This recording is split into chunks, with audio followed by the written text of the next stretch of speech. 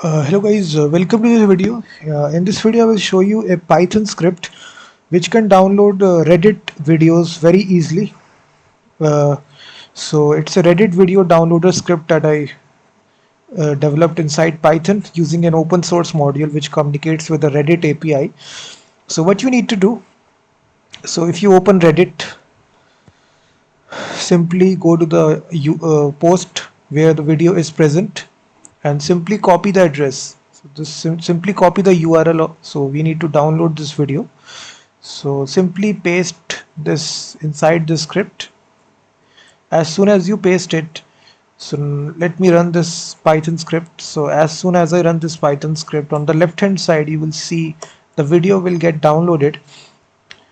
A folder will get created. You will see the video has been successfully downloaded, and you will see we got this video in a mp4 file. You will see .mp4, and you can see in this easy way you can download any sort of video, and it's really easy. You just need to copy the address of whichever video you want to copy. So again you go to the video right here and simply copy this address. So after copying the address, you simply paste the address, and once again if I run this, you will see it will download this video very easily. You can see that now it has downloaded the second video. You can see that. So we are using a open source package inside Python. So let me show you the package. So go to this website pypy.org, and this is actually the package yt-dlp. So it's an open source package. There is no kind of restriction, no need to use any sort of API key. Just install this, and in the background it is communicating with the Reddit API. You can do this unlimited number of time. And let me now show you the script. So just create a simple app.py file. After downloading this module, we simply first of all require this. We simply say import yt-dlp. Then we also import the operating system module.